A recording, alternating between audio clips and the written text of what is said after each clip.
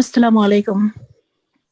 আসসালাম ওয়া রাহমাতুল্লাহি ওয়া বারাকাতুহু। জি বলেন। জি শাহেদ, আমি ম্যানচেস্টার থেকে বলছি। আমার প্রশ্ন সোর্সেস সংক্রান্ত। আমি আপনার সবগুলো লেকচার শুনেছি এবং একটা ব্যাপার কনফার্ম হতে চাচ্ছি আর কি। সেটা হলো যদি সালাতে ওয়াজিব যে তাশাহুদ এটা ভুল হয়ে যায় তাহলে হলো সোর্সেস আগে দিতে হবে সালাম ফেরানোর আগে। আর যদি কোনো রোকন বৃদ্ধি হয়ে যায় পরে দিতে হবে। এখন যদি সালাতে একাধিক ভুল হয় যে ওয়াজিব ভুল হলো এবং রোকনও ভুল হলো, সেই ক্ষেত্রে সোর্সেসদের মাসালা কি হবে? আর প্রথম যে তাকবীরে এহরাম যেটা সেটা ভুল হয়ে গেলে বা নামাজ পুনরায় করতে হবে। সে আবার যদি ২ রাকাত নামাজের শেষ তাশাহুদ ভুল হয়ে যায় তাহলে কি পুনরায় আমাকে সালাত আদায় করতে হবে না আমাকে ওখান থেকে আমি কমপ্লিট করতে পারবো? জাযাকাল্লাহু খাইর। যে শরীয়তের কায়দাটা সালাতের ক্ষেত্রে জেনে নেন নীতিমালা। তা হচ্ছে যে সালাতে বেশ কিছু রুকন রয়েছে। রুকন মানে এমন ফরজ যেগুলি ভুলে গেলেও সালাত শুদ্ধ হবে না, বা রাকাতের যদি রুকন হয় তো ওই রাকাতটা শুদ্ধ হবে না, আর গোটা সালাতের সেটা রুকন যদি হয়, পিলার হয়, তাহলে গোটা সালাতটাই বাতিল হয়ে যাবে। আর ইচ্ছা করে ছাড়লেও হবে না, ইচ্ছা করে ছাড়লে হবে না, ভুলবশত ছাড়লে হবে না, মাসলা জানতো না, ভুলে গিয়েছিল।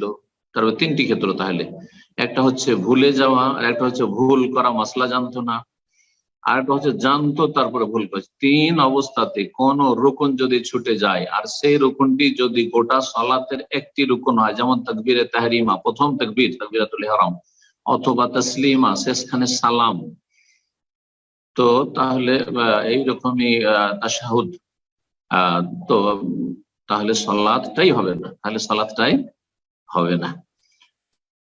আর যদি দেখা যায় যে ওয়াজিব ছুটেছে, ওয়াজিব কি?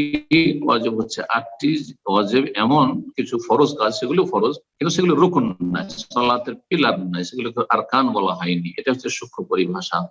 তো সেগুলো যদি ছুটে যায় তো ভুলবশত যদি ছুটে তাহলে সহজ সিজদা গ্রহণ করা যাবে। ইচ্ছা করে যদি ছেড়ে দেয় তাহলে ওই রাকাত বাতিল হয়ে যাবে রাকাতের রুকন হইলে। আর যদি গোটা সলাতের রুকন হয় তাহলে সালাত বাতিল ইচ্ছা করে ছাড়লে। ওয়াজিবাত তাহলে ইচ্ছা করে ছাড়লে, ওয়াজিবাত প্রথম তাশাহুদ, যেমন উদাহরণ প্রথম তাশাহুদ হচ্ছে ওয়াজিব, রুকন নাই, সুতরাং কেউ যদি ইচ্ছা করে ছাড়ে তো তার সালাত হবে না। কিন্তু কেউ যদি ভুলে ছেড়ে দেয়, আসলে জানা ছিল না, মনে করে সুন্নাত, অথবা ভুলে গেছে, সাধারণত ভুলেই যায় মানুষ, তাহলে সহজ সিজদা দিয়ে ঘাটতি পূরণ করা যাবে, সহজ সিজদা দিয়ে ঘাটতি পূরণ করা যাবে।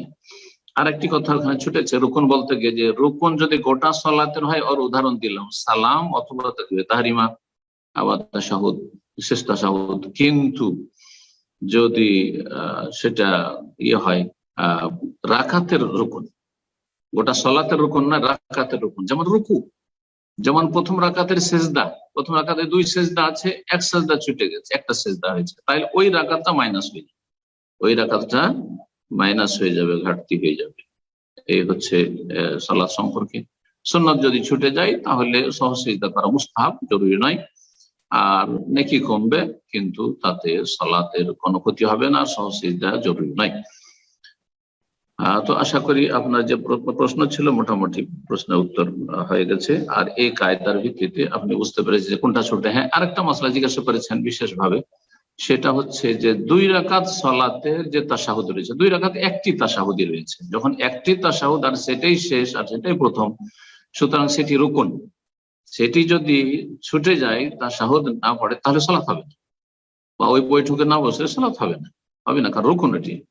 কিন্তু যখন 2 তাশাহুদ বিশিষ্ট সালাত হবে, মাগরিবের সালাত, আর প্রথম তাশাহুদ, তখন সেটি ওয়াজিব, ফরজ নয়, রুকন নয়, সুতরাং সেটি ছুটে গেলে সহজ সিজদা দিয়ে ঘাটতি পূরণ করা যাবে, অনিচ্ছাকৃত ছুটে গেলে। জাযাকুমুল্লাহু খাইরান।